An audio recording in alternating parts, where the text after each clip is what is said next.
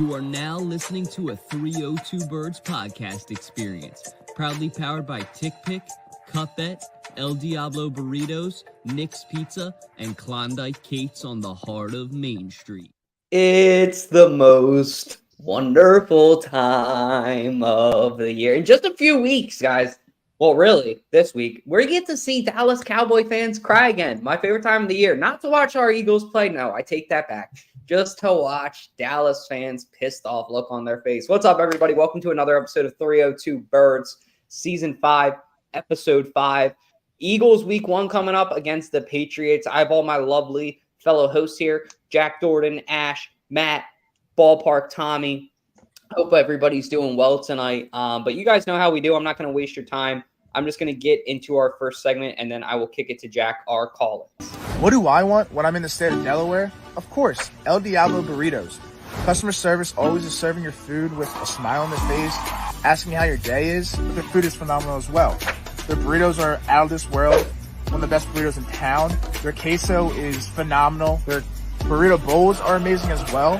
When you're in and around Delaware, stop by your local El Diablo Burritos and tell them that 302 Birds sent you. God bless, go Birds. Thank you to El Diablo Burritos for that sponsorship. Tonight we got David Strong. David Strong's part of the team. If you've seen the power rankings, oh, he did all that. Yeah, baby, he did all that. All that work. Great work from David. Appreciate it. Sally's friend. Thanks for having me. How you doing tonight, David? I'm good. Thanks for having me. Excited to be here. Yeah, those power rankings were a lot of fun. I hope everyone enjoyed reading them. There was some great insight from all across the team, so happy to be part of it. Beautiful, beautiful. Now, what do you got for us tonight? What questions you got for us? Yeah, so, week one's kicking off. I know everyone's excited about that, but I think one thing that's criminally under-discussed so far this season has been the Eagles' O-line. We had some key departures. Isaac Seumalo, Andre Dillard's gone now for as good as he was, not, but you get the point. I think my concern with the Eagles O-line, obviously we have an elite starting core. When they're healthy, they're going to be great. That's no question. But the depth behind it is a little scary, especially watching in the preseason. I mean, we almost rostered an undrafted free agent who no one had ever heard of before, Julian Good-Jones. And, I know we signed Fred Johnson, but behind these guys, what do we have? Like, if, God forbid, Kelsey or Lane Johnson goes down, I'm really concerned about the depth behind them there. So, it's definitely one thing as a fan I'm looking out for. Oh, for sure. We Nate Herbig, not Nate Herbig. Who's the guy we drafted from? Jack Driscoll? No, the center. Is it? Oh, Cam Jurgens. Yeah, Jurgens. So he's playing guard, right, this year? Yeah, he's stepping in. So that's my concern because, Cam Jurgens, we picked him up to fill in Jason Kelsey's shoes. Now that he's playing guard, I don't really think we have much depth in our offensive line. And if we can stay healthy, which, knock on wood, I feel like the O-line out of all of our players or, positions has been majority healthy. So I don't really know what to do because I'm not really sure who the roster is. If we have some rookies or whatever. But, yeah, we need that offensive line. We're the best offensive line in the league. And not having good backups kind of scares me. So I'm not sure what to expect at all. Well, yeah, and you think about when Lane Johnson went down, that was this past season, right? That he went down for several weeks, and how it was blatantly obvious that he went down. And I think that is potentially something that we would have to make mid-season potentially roster changes if need be, and just sign in somebody else if that need were to arise. Personally, it is definitely scary to look at. Yes, our offensive line on paper looks fantastic, but if any one of those guys goes down, we could be screwed. Yeah, I'm looking at the depth chart right now, and the only names that I am familiar with are Sua Opeta, Jack Driscoll, and Tyler Steen. So, if people go down, it's a very light line. Our starters are elite, like you said, but I think our backups is a little shaky. So it's going to be interesting to see how that plays out over the year. Our line's getting old. People are going to get injured. So I wonder if that's going to be a focus at the trade deadline. just to make sure that we're healthy going down the line. Yeah, I mean, especially if Kelsey gets hurt, right? I mean, the other center on the roster is Cam Jurgens. He was drafted to be Kelsey's replacement. He's going to have to slide into that role. At that point, who do you have starting at right guard? Like, you can put Opeta in there, but from what we've seen when Opeta plays, I mean, the run blocking doesn't really work out when he's in there. Tyler Steen's unproven on that line. We saw him struggle in preseason. He got better as it went on, but there's just no real proven entities behind that starting line. So I'd like to see them make a move. I mean, we've got 4 tight ends right now. I love Alberto, but do we really need 4? Like, we have a roster spot we can free up, not only for a punter, which we still don't have, I don't think, but also another body on that line, preferably a bigger body, considering most of our guys are small as it is. So I have a question for you, David. Yeah. You did our power rankings. Which one was your favorite? Out of the entirety of the power rankings, which was your favorite, kind of description of a team? Oh man, there were a lot of like good comments. I think some of my favorite ones were like the little subtle digs at teams that like were under the radar. My personal favorite that I wrote, I would have to go back and read to really like find the ones that I like, but the first one that I wrote was about Jordan Addison and his beating in Minnesota. I mean, that was absurd to me that he was going 143 on back roads in like a Lamborghini. Like the news report was like, yeah, he has a dog emergency, so that was pretty funny. But I was like, glad he's willing to go that fast to save the animals. We love that. Awesome.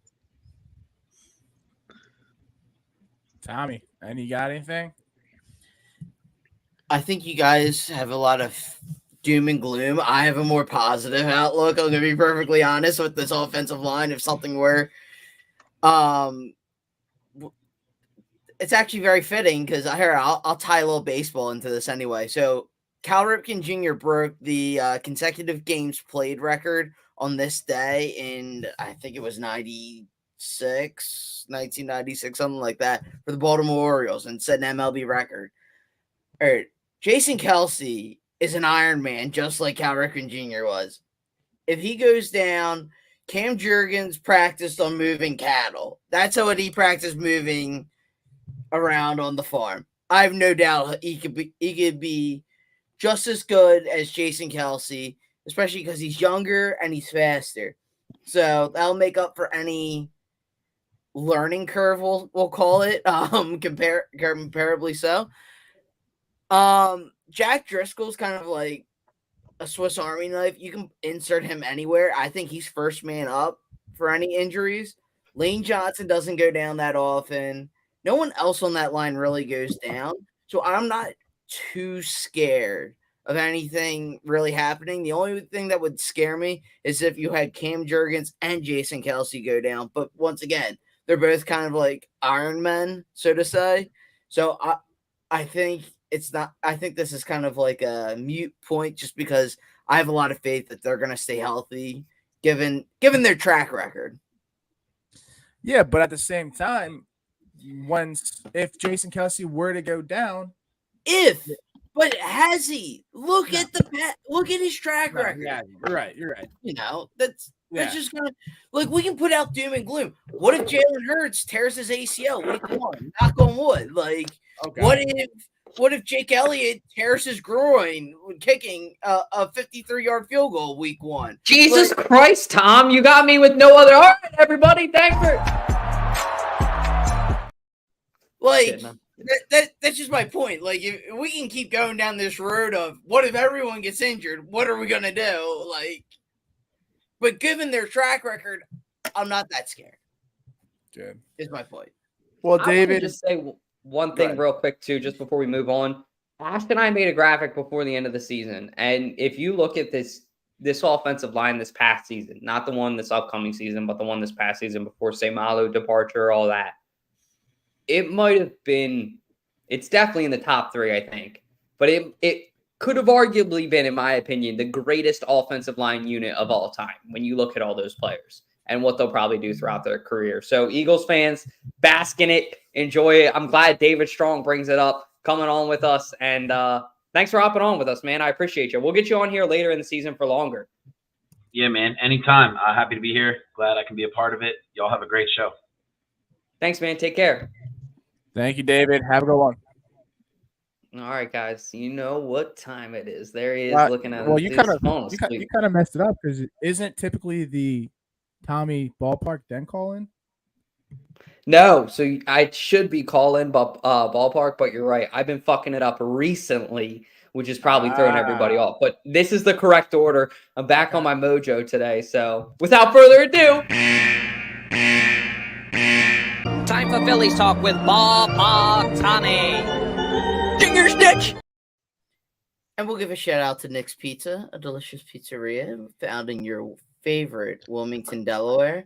And I'll leave it at that. thank you. That was great. There you go. Emotional roller coaster for our Phillies. I mean, up, down. Trea Turner on paternity leave 9 months after his big contract signing, just saying. Anyways, what are your thoughts on the whole situation, Tom? She was excited. We'll She was say excited for congrats that. to Trea Turner on everything She that's was happened. excited. She was excited. Sorry. Oh yeah. Oh, No, you're fine. We'll say congrats to Trea Turner on his recent thing. It definitely has been a roller coaster. The only thing that hasn't been a roller coaster, except the exception being last night because they got shut out, has been the offense. The offense has been consistently great since the Trea Turner standing ovation. They led all of Major League Baseball last month in home runs. They set a franchise record for most home runs hit in any month period throughout the course of a regular season. This team offensively is clicking on all cylinders. There's starting pitching and just the pitching in general needs to figure it out. You know, the bullpen makes me hold my breath every night. The other night I thought they were going to really blow that 8-1 lead that they had at one point. And then you give up 5 runs to lose it to the Angels in the series finale when Bryce Harper hit his 300th career home run.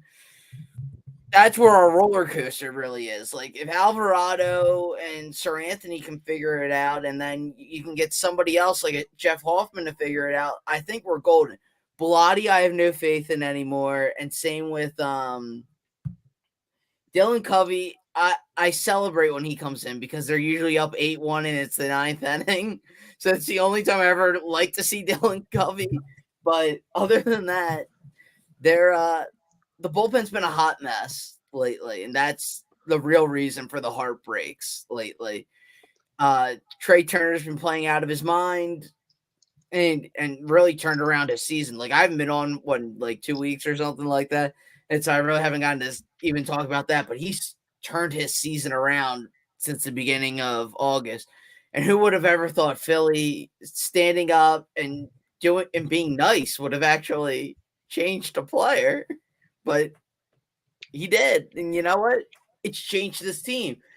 And that's what we had thought when we signed Trea. He'll change this team and all for the better. It's a beautiful thing, bitch. Tommy, I have a. So you're talking a lot about the bullpen, but how are you feeling about our starting situation? Not great. Not great. We have we have we have Wheeler. We have Taijuan Walker who Taijuan. Yes. Whatever. Sorry. Fuck you, Tommy. No, I'm kidding. You're like, you want I mean, he has the most wins on the team. I don't think it's necessarily his doing because he has an ERA of 4.5. But for some reason, he's whenever he goes out there, the offense wants to knock the shit out of the ball. Ranger Suarez, we're hoping that he's gonna go back to playoff form like he was last year. But other than that, I mean, Wheeler's been pitching really well in the month of August and beginning of September.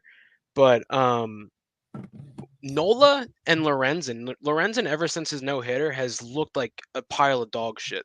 He's given up 19 runs in 21 innings since. Why do you think they got rid of him, bro? No, I don't necessarily think that's. I see where you're coming from, but he had a really good year before he got traded. There's a stat that is out there. Pitchers that throw more than 125 pitches in a game or something like that, historically after that game, they their ERAs skyrocket by 4 earned runs after that game, which is crazy. So I think his arm could be kind of dead right now. I mean, 125 pitches or 121, whatever it was, like that's a lot of pitches, man. He also So came to us throwing the most innings in his career so far because he was a Yeah. bullpen guy with the Reds for a while. Yeah, so he's just dead.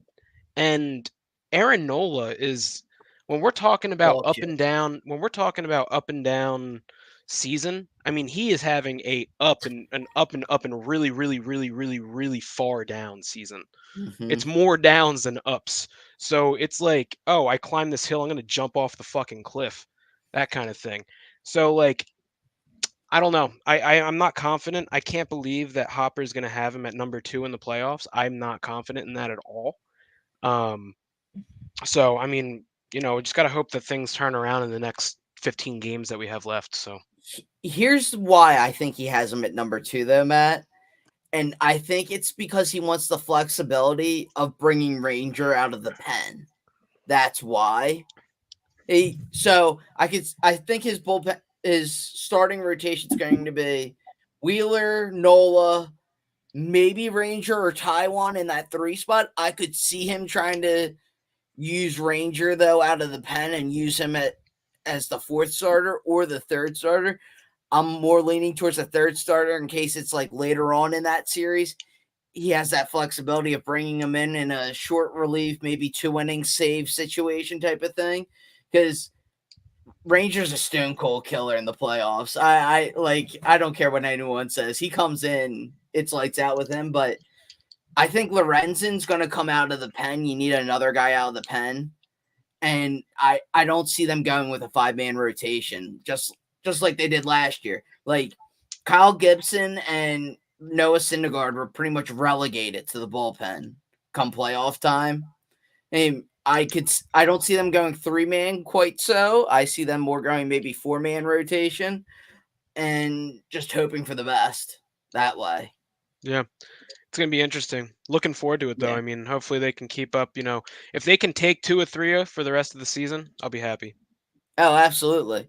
Especially because this next stretch is tough because they have the Braves, then I believe the Dodgers after that. But then the end of the season's easy because you play the Mets twice and you play the Pirates as well. So Muck the Fets. Muck the Fets. exactly. I'm excited for it as a fan because as the amateur, it means Phillies peak tailgating season is upon us. Like Phillies tailgates are fun throughout the year, right? Like we all know, like, okay, Saturday, you go down, Tom's down there, like he's in the G lot, he's hanging out with like Papa C. They're throwing the glove, having a good time. They each got like a Miller Lite in their hand, having a good time. That's what it's supposed to be. But when we get to the playoffs, it ramps up a level. It's not, you're throwing around the ball with your dad anymore at a tailgate laid back. It's more like Eagles tailgate vibe. I'm struggling to get a spot in the lot, which in a way is good and in a way it's bad. You got to look at it both ways. As a fan, it's awesome. If I wasn't driving back to Delaware, all for it. Let's flip every car in the neighborhood. You know what I mean? The fact, yeah. Whoa, yeah. Let's go. This car you picked up and put down. But like, if it was the opposite, though, you know what I mean, and you think about it the other way, and that's why it's actually a nice bridge into our next topic, which is the Sixers. But a little bit about their new stadium and just again why that's such a dumbass idea for them. I don't even want to talk about the Sixers, bro. It's fucking first week of the NFL. Just wait. This is actually your podcast partner, Matt, you can yell at, okay, before you get mad at me, because your podcast partner, Matt, my friend, wanted to talk about Danny Green coming back. Matt, I'm with you. Tell him why this is actually a good move of the Sixers, because there's not been many of them lately. It's a good move? Who said it was a good move? I was so happy when Danny... being a good move. I was so happy when Danny Dimes fucking left the team. He was boring to watch. I call him Danny Dimes. Or Danny Bricks. Danny Bricks. Danny. There you go. I don't know. He's the most like boring player in like the NBA. Like I don't know. I think this team needs to do more than bring back Danny Green. I'm just not confident in this team, and I'm really not looking forward to this season at all. So, I mean, that's all I have. It's like I I tried to lay it up for you. I tried to have you help me out. Slam dunk it. I mean, Dalt, you're saying it's a good move. I want to know why you think it is a good move. So in my notes, what I had is, look, it's not like a groundbreaking decision. It's not going to, revamp the franchise. It's going to sell a couple jerseys, I think. Overall, in his career with the Sixers, I would say Danny Green was average. But there was a couple of times, maybe a game or two in the playoffs where he turned it up. And hey, it's basketball. There's 7 games in each series, right? Or 5 sometimes. The point is, I think it's a real step in the right direction for the Sixers. You need a shooter. You get some more depth. It's not, like I said, a groundbreaking decision, but it's somebody that's familiar with the team, has chemistry. We all know how big that is in basketball. And the dude's a veteran. I believe he's a 2-time NBA champion, if I'm not mistaken. So in my opinion, on a 1-year deal, it's like, what do you have to lose? I mean, the franchise is already going to implode anyway. So I just actually applaud the Sixers for taking this risky move. I mean, we don't have to talk about it anymore. I know Matt wanted to touch on it, and I did want to give Greggy a chance, but fuck it. That's enough Sixers. And now, what everybody has been waiting for are Philadelphia Eagles topics. All right. I don't know who came up with this topic name. Who said it was a vanilla preseason? Say I. I. All right, why'd you say it was a vanilla preseason? You like this graphic, sweetheart, with your boy on there? Vanilla Ice in Philly gear? I do. He looks sexy. Nick Sirianni looks cute, too. And that he's the defensive coordinator. I'm drawing a blank. John Desai. Thank you. He looks sexy, too. I think I'm glad we finally have a brain on defense. So that's good. I think it was a vanilla off season because I think compared to last year, saw Howie making big move after big move, and we're like, oh my god, like it was just like who's coming out next, like WWE style with like Royal Rumble. You're like, who's Howie bringing out next? And you're like, oh my god, like you're freaking out like that. Whereas this year it was like, okay, we signed some guys who maybe they're washed, maybe they're not yet. We'll see. But he didn't really make a big trade. He didn't make any big free agent signings, really. Just, kind of is what it is. And we're kind of like left in this air of like mystery too, like with like who's going to be the other safety next to Reed Blankenship. Who's going to be some of the linebackers next to Nakobe Dean? Like, we don't really know quite yet how this is all panning out, so to say. Hey, and you don't have that big name like a CJ or AJ Brown coming in type of thing. Yeah, and so wait, are you all for being a WWE league, Jack or Tom? Real quick, do you want like a WWE entertainment style, like AJ Brown? The Eagles have traded for Dak Prescott. You would have a heart attack if it was. I pretty much did have a heart attack last year. What are you talking about? A good heart attack. That was a good heart attack. Not a negative one. If they traded for Dak, I mean, you would be depressed. Oh, I would be depressed if they traded for Dak because I know we. But then you would probably buy his jersey the following week, wouldn't you? What? You'd probably buy his Eagles jersey the following week, though, wouldn't you? No, it took me till August of this year to buy a Hurts jersey. So. A Hurts. Although I didn't buy Wentz jersey until after they won the Super Bowl. So, in all fairness. You were the president of the fan club before that, though. But anyway, sorry. What were you saying? Within like the, vanilla preseason, it was actually Sirianni that coined that term specifically because they, I guess, did not want to give any teams any indication of what these coordinators have up their sleeve, which is good and bad. I don't know. The preseason for me, it's always sunshine and rainbows. It's always incredibly difficult to tell anything of what your team is actually going to look like. However, I have even less of an idea than I thought I was going to have. And I really don't know. It freaks me out. I'm getting ahead of myself, but it freaks me out that we have not seen starters yet. I'm just going to put that out there. Even if they were out there for a series, I would have been happier than them not being out at all. But yeah, the whole like vanilla preseason that was coined by Nick Gibson. Yeah, So- I want to jump off that, Ash. Jack and I were actually talking right before the podcast, and this is the first off season that I'm going into week 1 and I'm like thinking like it's like a Christmas present. Like, what the hell? I'm gonna open this. Like, what am I getting for Christmas? Like, I'm so excited for week 1 for the mere sense that I have no idea what this team is gonna look like. In previous years in the preseason, we could see, what kind of play style we're gonna be seeing, but we have a new offensive and defensive coordinator, and it took Nick Sirianni saying, "Oh, I didn't really run any, actual plays because I don't want anyone to have tape on us." So like I'm kind of like going into Sunday, I'm like, okay, like I'm really excited to just see what this team has to offer. But I'm with you. I am nervous that starters didn't play at least a couple of series. Yeah, no, we were talking about it too. Also, this is the first preseason where we don't have anyone on the injury roster, and that's huge too. We are going into this kind of blind, which I kind of like, and I kind of get the mindset of Nick Sirianni. He wants to be kind of like a surprise, but at the same time, I wish, as you both said, I wish we kind of got to witness the starters, maybe the last preseason game for a series, just to see how they're playing.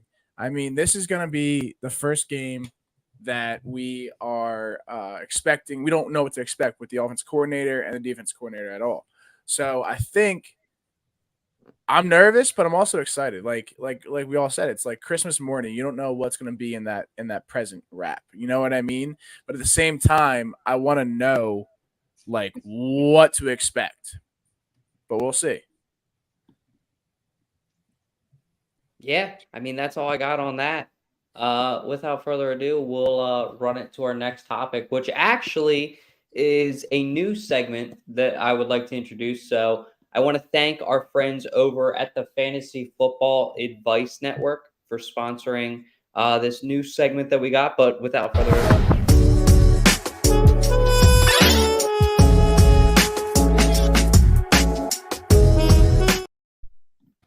cool. All right, so this is actually NFL Colin. If you guys remember him, that rotten Giants fan we know. Yeah. Anyway, this is his team. He asked us if we would rank it. Obviously, everything that Colin's done for us, not a problem at all to move him to the front of the line. This is a 16-man league, and I got to give my guy some credit. I mean, he's going out and picking up Geno Smith, Austin Eckler, Ramondre Stevenson, CeeDee Lamb, even that to start in a 16-man league, I would be impressed. The list goes on and on, though. DJ Moore, Tyler Higbee, Jordan Addison, Treylon Burks, Van Jefferson, Thomas, the tight end from Washington, Jacoby Myers, the kicker Myers, I'm drawing a blank on his first name. I think it's Josh, Seattle's kicker, the Eagles defense, and then on his bench, he's got Deontay Foreman, Wan'Dale Robinson, the meme, Chargers defense, a couple others. But, I mean, the depth of this team, man, is nuts. The fact that you have all of these players in a 16-man league, 9.2 out of 10 for me. Probably the best draft I think we've seen all year. And once again, I want to thank Fantasy Football Network for sponsoring this segment. If you guys haven't, download the app. It's the best place to get all your fantasy advice so you can dominate people like I'm going to dominate Tom this week when we play week 1. Because the news is I think Kelsey's not supposed to play, but now my deficiencies, Jonathan Taylor's not playing, and now Cooper Kupp's not playing. A lot is changing, but I will kick it to Tom on that note. I mean, what do you think of this team, Tom? You want to trash Colin? You want to give him some love? First of all, he's a Giants fan, so as a Giants fan, and I'm me being an Eagles fan, we have a common enemy. Dallas. How in God's green earth could he, in his right goddamn mind, draft CeeDee Lamb? How could he draft him? So just for that, it's a 0 out of 10 for me. But no, on all seriousness, as someone who's just drafted, forget 16. I think the largest I've ever done is a 12 or 13 team league, and like somehow somebody got a bye week, and the one time it was an odd number. It was a weird situation. Anyway, that being said, I understand how hard it is just to get a few good players because there's so many people in the league. There's only so many like great fantasy players in the NFL. So I'm with Dutch. I think he did a phenomenal job. Being serious now, I think he did a phenomenal job.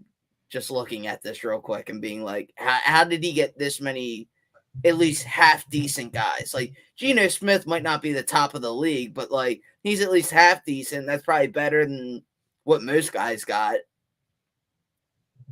Yeah, no, I mean, Tom, you would hate my draft that I just finished up because I drafted Tony Pollard.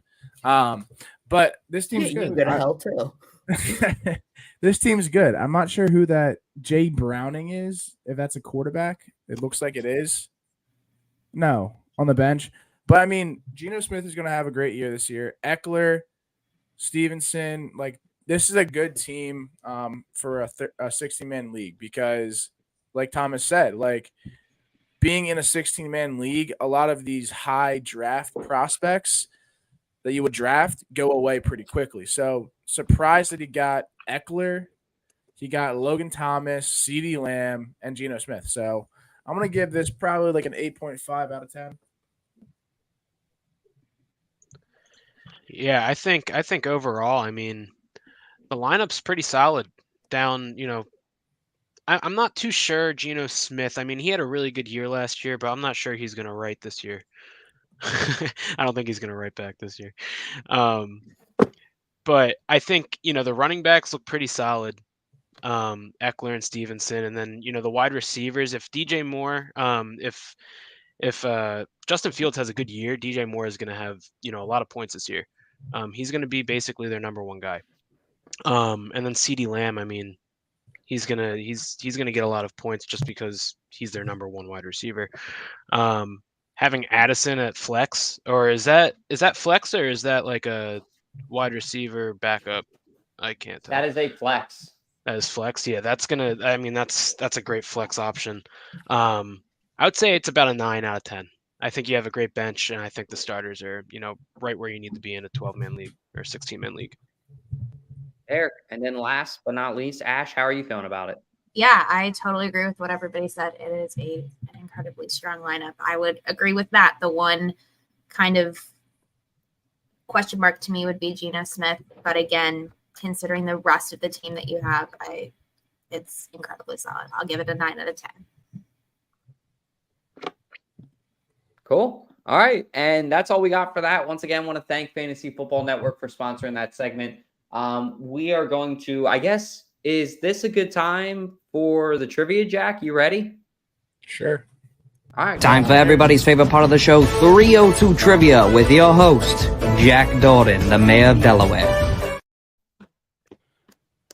Thank you, Fantasy Football Network, for that sponsorship. Tick pick now. Tick pick. Sorry about that. I apologize for last week. It was kind of a shit show, kind of a crapshoot because we weren't really organized. But tonight's question of the night is, what Hall of Famer defensive end played for the Eagles from 1985 to 1992? Again, what Hall of Famer defensive end played for the Eagles from 1985 to 1992? A, Marion Campbell. B, Hugh Douglas. Keep him in repairs, by the way. C, Clyde Simmons, or D, Reggie White? We'll give you the answer at the end of the show. I just finally texted you my answer, Dorden. Jack, did you get mine through Instagram? My phone is running Instagram Live, so I just texted you on Instagram through my computer. I got Tommy's. He can message you in the private chat, too. Yeah, I know that he can definitely do that. I got Ashley. We're good. Perfect. Lovely. Cool. Season expectations. It has been a long, lonely, sad winter. Things are about to change now as I'm about to freaking double fist it with 2 of these by the end of the season.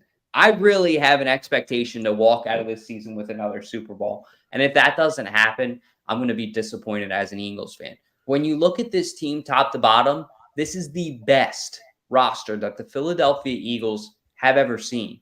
And if I'm the NFL scriptwriter right now and I'm writing it for the Eagles, moreover, if I'm not the NFL scriptwriter, the script doesn't exist. The Eagles should win. If the script does exist, screw it. Jalen Hurts is that likable of a guy. I think that it's the Eagles' year. No Madden curse, none of that BS. I really don't think that there's anything holding the Eagles back except for themselves and potentially the I word. I won't even say it.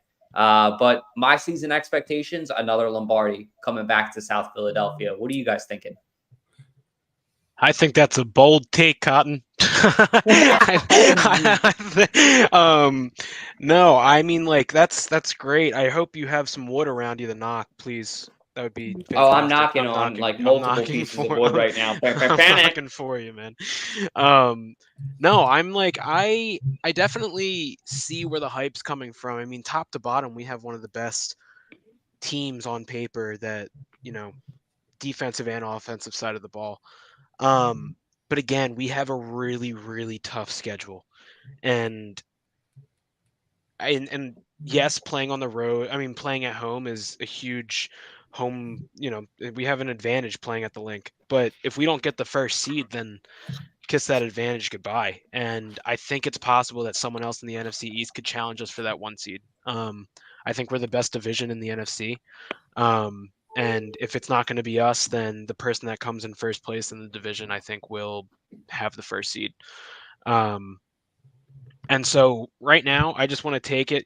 They said it every week last season, take it 1 week at a time. I just want to go out there, beat the Patriots this weekend, and I want to see a solid football game.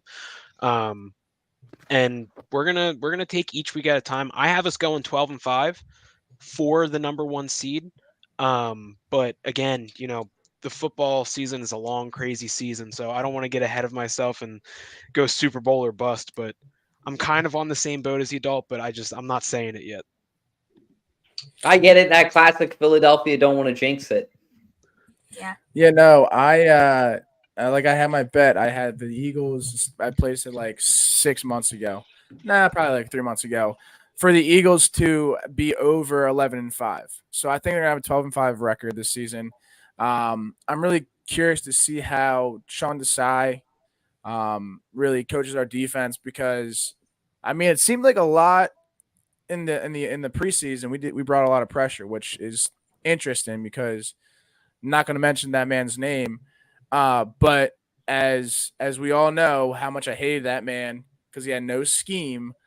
I think that once we brought the pressure, our defense played great. So I think having that mindset and having an actual scheme for the defense with this roster on the defense, I think it's going to be a really good season for the defense. The offense, like, it's good on paper. Jalen Hurts is going to have a good year.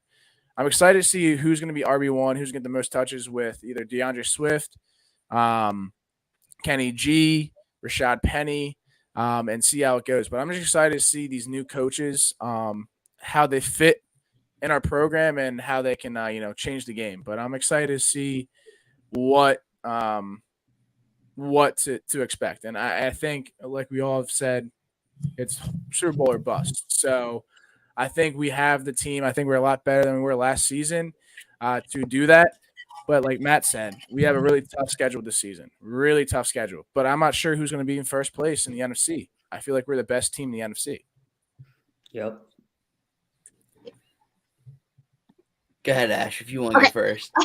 So I have us going 13-4. I think on paper, and I know this has been said, the team is phenomenal. We have not seen a team like this probably ever, and I don't know that we ever will again. So the opportunity is now, and the window is now. And, I'm personally thinking in the back of my brain, all of those guys that are likely retiring at the end of this season. That's in the back of my mind, that they are hungry for getting, whether it's their first ring or their second, with the Birds. And I think that's something that not a lot of people have talked about. However, as again has been discussed, our schedule is brutal. It has been said that it is the toughest in the NFL. So I will be very curious to see how our new coordinators adjust to that and how the team kind of figures all of that out. But I still have us going 13-4, and I'm not going to say anything past that. Dutch, I've been in a very good mood the last 2 weeks. And so I've been a very good boy this year. I want a motherfucking Super Bowl now. I'm not gonna say I'm not quite at your level though yet, Dutch. Where I'm saying I'm double fisting by the end of the year. I'm Dutch, but I do feel good. There's no one when I look at this schedule. Do they have a very tough schedule? Yes, they do. I'm not going to sugarcoat it. I am in full agreement with everyone. They have a very tough schedule. But when I look at our team and how they performed last year and having a lot of return players, and I look at their schedule, there's no one I go on that schedule where I go, they're out of it this week. They have no shot this week. I'm just chalking that up as a loss. There's not one team I say that about. Maybe the Chiefs because they're playing in Kansas City, but other than that, there's no 1 week I'm going, that's an L or anywhere on this schedule. Oh, every game is a winnable game this year. Jalen Hurts is a beast. As long as he has AJ Brown with him, then he can sling it all day long. And he's got great secondary weapons like Devontae Smith and Dallas Goedert, which is insane to say that they're secondary weapons. And it's because on any other team, they're probably primary targets. This team is set up to do absolutely great this year. I think in order to get to a Super Bowl, though, you have to be the number 1 seed. And when I look at the 49ers schedule, they have a marshmallow of a schedule. They have a very soft schedule. But they're relying on Brock Purdy to be great this year like he was during that stretch where he came in after Jimmy Garoppolo and Trey Lance went down. They're expecting him to be great, just like how he was. I'm not sure if you remember after the Super Bowl run and Nick Foles having to come in for 3 games the next season after we won the Super Bowl, he was not great. He just wasn't. And I think there's a certain point in time where you can be lightning in a bottle type of thing and just run with it to the end of the season. I think that's what if that happens with Brock Purdy and he comes into this year and he's not set up to be the long-term solution for the Niners, they're screwed. Dude, and the number 1 seed could be up for grabs in the NFC. But that being said, that's the only thing that concerns me about them getting back to the Super Bowl. Because now with the added team we've seen in the last 3 years, there's a huge advantage to being the number 1 seed now. You're the only team that has a bye week. The road to the Super Bowl has to run through you, and you have all the momentum on your side because you dominated the regular season. And who's to say the Niners can't do that with their marshmallow of a schedule? They have just when I saw Colin and our boy Colin send me their schedule this week, and some analysts had them going 16-1. I'm looking at it and I'm like, well, yeah, they're a great defensive team. Their offense is what concerns me because they have Deebo Samuel. Christian McCaffrey, if he stays healthy, once again, if we saw him go down like a fly being flicked. He got a paper cut. Be careful. Come on. What? He got a paper cut. Be careful. I know. That's going to hurt for a while. He's out for the whole season with that. So, hey, don't make fun of him. It's a paper cut, man. It happens to the best of us. It's really excruciating, I heard. But Dallas doesn't scare me. The Giants don't scare me. Other than the Niners having the marshmallow of a schedule that they have, no one else in the West scares me. No one in the North scares me. And forget about the pitiful South. Now, the South will not rise again. The South is South is dead as shit. The South is fucked. The NFC South is dead as shit. I said in a video I made the other day, the most exciting Matt, you part like of that your one? division is Derek Carr. That's not a good thing. You're 100% dead on balls, Tom. Oh, Yeah. wait. Here we Rewind go. the tape. Rewind The tape. I think, didn't Dalton say something about Derek Carr in the offseason? He's going to be a dog I this still year. do think that they will be a number 3 seed in the NFC. Mark my words. But I'm saying it now. Somehow the Saints will be a number 3 NFC That seed. very well could happen because that's a very weak division. And a very shitty schedule and a very shitty conference.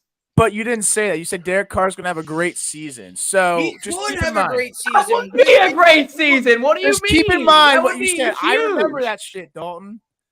Yeah, me too. That's a great take by me if it happens, and that would be a great season by Derek Carr. I don't know what point you're trying to make. Now you're saying, the Saints We're are just wild chucking random shit. darts and seeing if they stick. Dalton has said some wilder shit on this show. Yes, And I have. honestly, I have said some crazy given shit. how piss poor of a division that is and how great, like, he had to face some tough defenses again with the Raiders last year with a terrible supporting cast on the Raiders. It's not totally out there for him to like have a great season with some terrible defenses that he's going to play next year. And the Saints actually have a really good underrated defense, but I don't want to harp too much on that topic. We'll kick it to the next topic. Moving on, Billy B. Obviously, the Eagles are a hot topic of debate in New England sports news this week with week 1 coming up, the away game. If I haven't mentioned it yet, if you guys are not doing anything week 1 for the away game, come join us at Klondike Kate's. We'll be hanging out there for a while. I think from like 3:15, 3:30-ish to about 8:30, we'll be hanging out there doing a pregame show and all kinds of other stuff. So come hang out if you're not doing anything. Watch the Eagles kick the Pats' ass. But look, Bill Belichick comes out and says, hey, you're talking about arguably the best player in the league. If not, he's definitely in the top 3 to 5. Showing his praise and his love for Jalen Hurts. Apparently, he's also having one of the best players. I'm sorry, not one of the best players. I'm thinking about 10 different things at once. He's having, I think, the backup QB, I think, for the Patriots. I believe his name is like Malik Cunningham or something. He's having him, quote, mimic Jalen Hurts in practice. So if Bill Belichick is looking at his player and saying, hey, act and play like Jalen Hurts, the best coach, I think, of all time, and everybody's in all agreement of that except for Tom, he would probably say it's Doug Peterson. The point is, the fact that Bill Belichick is saying that, I think, should sink into a lot of Eagles fans how lucky we are and how generational this guy is, because it has been a long time coming since we've had a QB like this.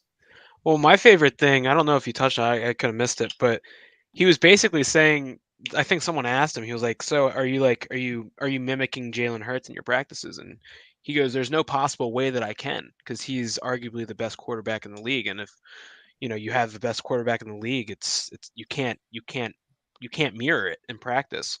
So I think that's where that's where this quote came from. You're talking about arguably the best player in the league. He was basically saying, I can't prepare for Jalen because there's no one like him else that's in the NFL. And yes, Dalton, that got me very excited to have Jalen Hurts on my team. Yeah, I mean, from hearing that from I will say, coaching legend, telling about your young quarterback, that says something about Jalen Hurts. Now, all of a sudden, all these coaches are like kind of hopping on the Jalen Hurts bandwagon, that they think he's the best quarterback in the league of all time, things like that. And it's great to hear that, because that just, I don't know if Jalen Hurts appreciates that, because, he's very, humble, mind on the prize. You know what I mean? Humble, yeah. So, yeah, very humble about it. So I just think that's great to hear that from Bill Belichick, because we can arguably say that Bill Belichick is probably one of the greatest coaches of all time in the past 10 years. But yeah, it makes me pumped that we have Jalen Hurts as our starting quarterback. I mean, this guy is a generational talent, and I'm happy to see what he does this season. For real.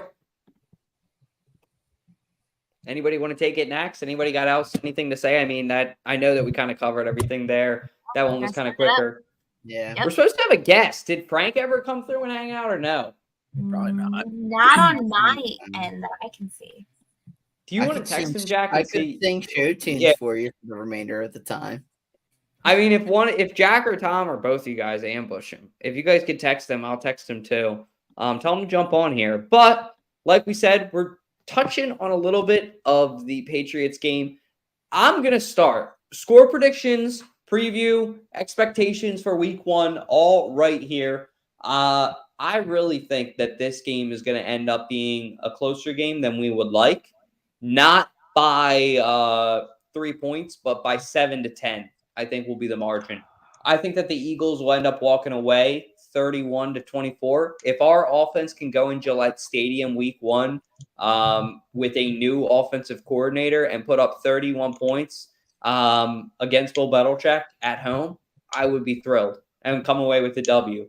I think that's a win in my opinion. So I would like to see a lot of explosive offensiveness.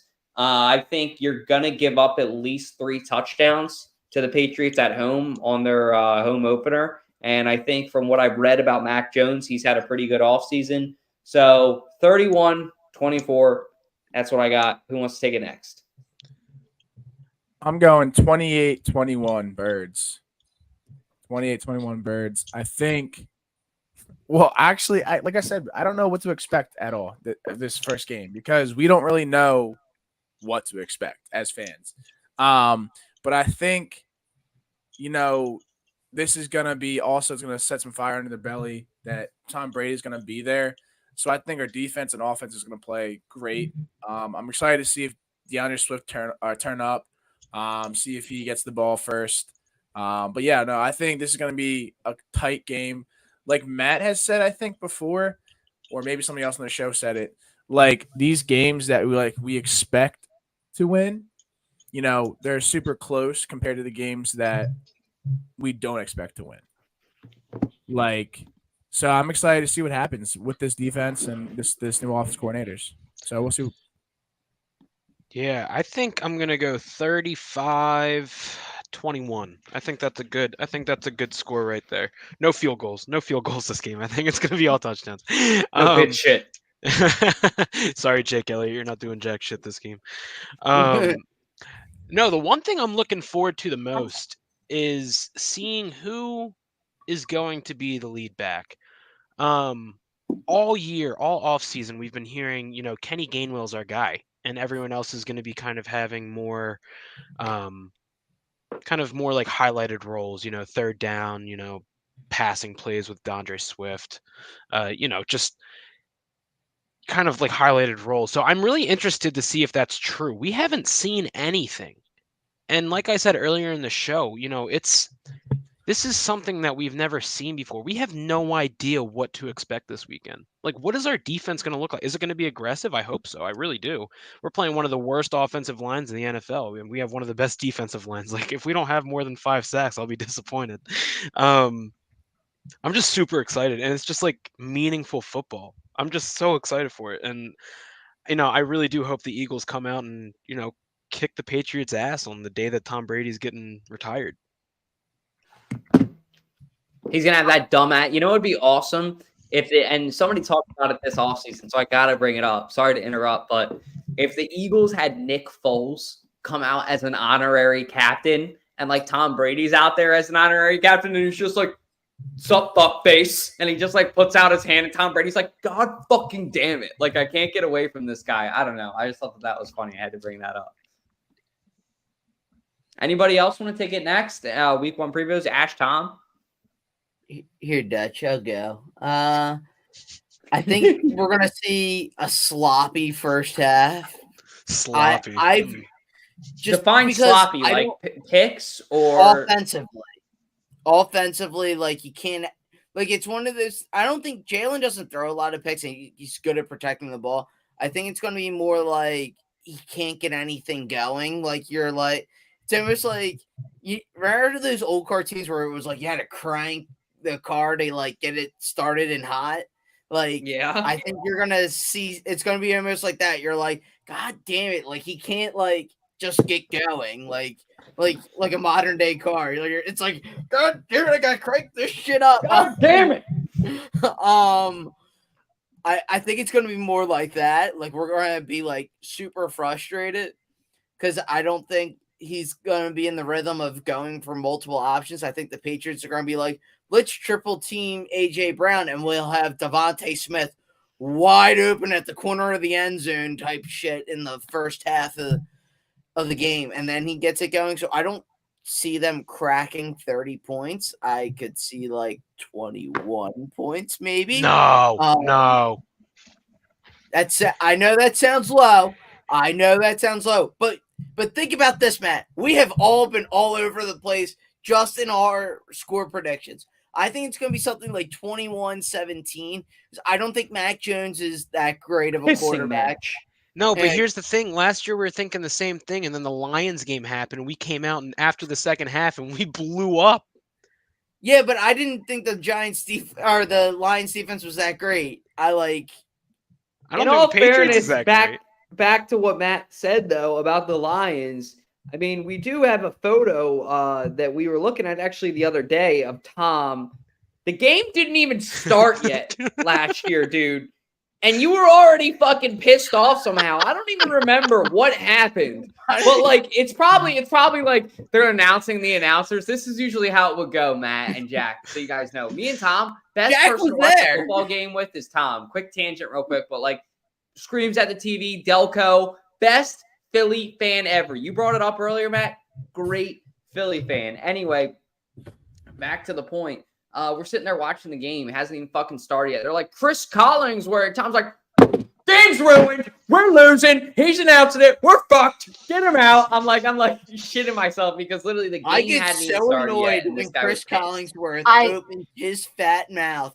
He is the worst announcer I've ever met. He hates Philly sports. We all so hate him, bad. but you let it like ruin your game. Like mute the He TV probably and was call in a Merle cheering for Reese. those little leaguers in Williamsport to all tear their UCLs and ACLs. That's how much of a demon Chris Collingsworth is. Let me ask you I one quick cannot question. stand that. Let me ask you one quick question before we move on to the next segment. If you had to listen to one, and then Ash has actually got it. Yeah, Ash has got to go. If you had to listen to one or the other, real quick, Howard Eskin or Chris Collingsworth, who would you rather listen to? Howard Eskin easily. He's a dope himself, but like, at least he's not cheering against me. That's what I can't stand the most. Like Howard Eskin is a dope, but at the same time, he's not cheering against me. He's at least on my side. And Tony Romo's a good announcer too. I like him. Yeah. How do you feel about Tony Romo announcing this game, Ash? I mean, is that going to influence your score prediction at all? No, I actually really like Tony Romo as an announcer. I think he's great. My score prediction is going to be 28-24. I think it's going to be a lot closer than we want it to be. Pretty much too close for comfort, but I think we are going to be able to pull it out. I will be very curious to see what Tom Brady being there does to the Patriots. And I'm just kind of curious to see how it all meshes together. But I agree. At least the first quarter on both sides of the ball, both teams is probably going to be pretty sloppy. The Patriots do have more starters that have done something, but especially the Eagles have not. So I have very low expectations for the first quarter, but after that, they better pull it together. And last thing, I will say, I talked to Matt before the show when we went live. The one thing that I'm going to be concerned about by the Eagles this season is, as we've seen it all last season, they would play 2 quarters at a time. So they would play a really good second half or a really good first half. And then they would play, if they have a really good first half, they play a really shitty second half. If they play a really good second half, they have a really shitty first half. So if we can play all 4 quarters, and I harped on this all last season on the show, we need to play 4 quarters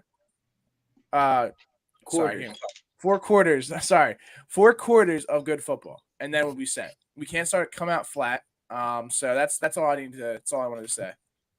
Agreed. I want to ask you into our next segment.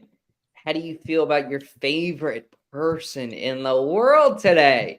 coming out and admitting that, sarcastically at least, that he was at fault for the Eagles Super Bowl. Johnathon Gannon coming out and apologizing I'm today sorry. to I'm Eagles sorry. fans. What'd you just say? Yes, Jonathan Gannon. No. admitting that he was No. wrong. No, Don't- we don't Jesus. say his name. It You is don't like say his name. he Oh, who I shall don't give not a be named fuck. shall come. Thou How who am I shall not- not be that- named. We can use Yeah, initials. and We can he's use got so many you on that different urban fucking legend, Oh, Loch Ness fuck you, Monster Dalton. fucking bullshit. Oh, fuck I don't you, give a Dalton. shit about Jonathan Gannon's bitch ass name. I knew that this guy was a fucking dope when he said last year, well, Jack did. Jack was really the one that called it when he said, I have no scheme. Coming out and saying this today sarcastically. How you feeling about it? Yeah, I mean, yeah, dude, we get it. I don't know if you're trying to be funny, but you really did fuck our. I mean, granted, we did play a good game in the Super Bowl, okay, but you blame it on the field, blame it on play calling. I blame it on the play calling because we should have brought a lot more pressure than we did that game, and we didn't. We were playing against Patrick Mahomes, who had a bum leg, and we rushed maybe 3 or 4 times. We need to do more. We have to have a scheme, do something, because the way he coached last season, oh my God, dude. Like, what? How did you even get hired as a defensive coordinator if you're going to perform like that? Granted, we went 13-4 last season? I guess, yeah. Yeah. So, I mean, I still blame, all the losses on him and the whole season last because I hate that man. I hate that man with a passion. I think it's also funny. I think it's also hysterical that, he's like, oh, I messed up the Super Bowl. But then earlier this week, he said that he wasn't going to announce a starting quarterback for the competitive advantage. I'm like, bro, what? Like, is Kyler Murray not healthy? Is he not playing this year? It says he's out. Like, that's what it says on ES or Fantasy Draft. It says out. Okay, well, I still don't he's out understand. this I year. mean, so that means he's out this year? Yeah, I'm pretty sure he's out the whole season. Okay, so no matter what, they have a quarterback. Like, whoever's playing is gonna suck. So, like, what competitive advantage is he gonna be getting from not announcing what like a third string quarterback is gonna be? Their I think defense he's has also looked god awful this Yeah. preseason. And he's supposedly a defensive coordinator. I think this team is gonna be a joke. Like, I honestly would hammer like the Cardinals not winning over like 4.5 games. I would put like $100 on it probably if I had $100 to spend.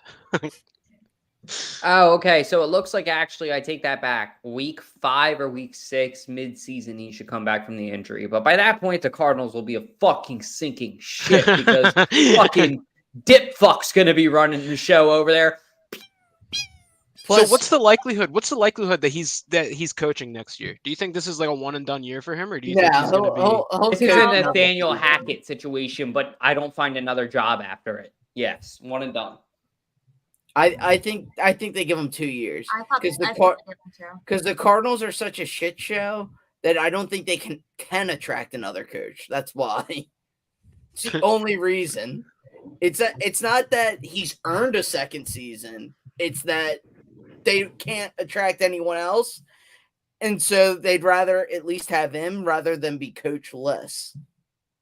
Yeah. Remember when Bruce Arians was there and they were like a relevant franchise and fun to watch? The good old days of the Cardinals. But I mean, that's pretty much, I think, all we got. Unless anybody else has anything, I'll kick it to Jack to wrap up with the trivia. But as far as content goes for tonight's show, that's pretty much all the topics we have for you guys. Like I said, one more time, I'm just going to harp on it. If you guys aren't doing anything Sunday, come watch the game with us at Klondike Kate's. Scream at the TV with us. It should be a ton of fun. Real quick, before we get into the answer, I am going to flash up the scoreboard here, and then I will kick it to Jackson to give you guys the answers and the updated score. But I'll hit time for everybody's favorite part of the show, 302 Trivia, with your host, Jack Dorden, the mayor of Delaware. Thank you to TickPick for that sponsorship. Tonight's question we have is, what Hall of Famer defensive end played for the Eagles from 1985 to 1992? A. Marion Campbell, B. Hugh Douglas, C. Clyde Simmons, D. Reggie White. The correct answer is Reggie White. Let's fucking go. And the answer for the team here, we got Ashley was correct.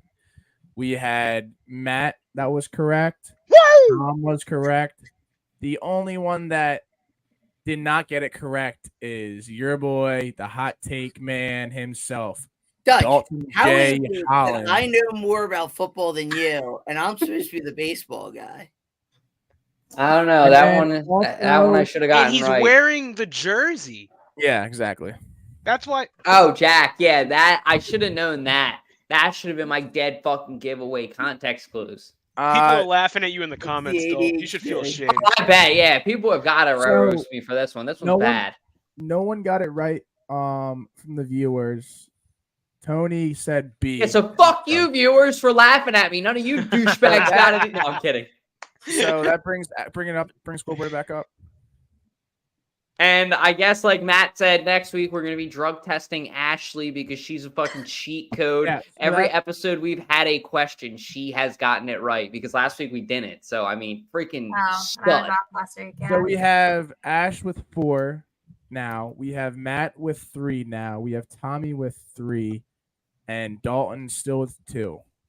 And the fans still I with will 2. fucking catch up. Fuck you guys. Okay. Okay, sir. Whatever you say. Wait, who has Without one? further... Go ahead. Who has one? I think Big Sean. Or Josh. Yeah. Josh, because he hasn't been on a lot of shows. Josh is a fucking idiot. That, moreover that. Yeah, Josh is just a dumbass. Hey, guys. You know, what I recommend you do for this weekend on Saturday night is your pajamas you sleep in, tuck them inside out, because you know what Christmas Day is? Christmas Day is Sunday, okay? You know what else is the golden gift under the tree? It's the birds beating the fucking Patriots when Tom Brady's there, okay? So without further ado, go fucking Birds. NFL's back, baby. We love it. We love it. Without further ado, Josh, it's a outro, not an intro. Hit that motherfucking outro, please. Technically, Christmas is on December 25th, not on.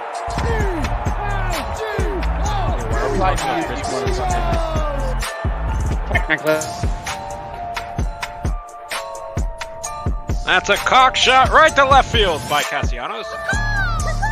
Technically, fuck the Dallas Stouch, ranked 32 out of 33 out of 32.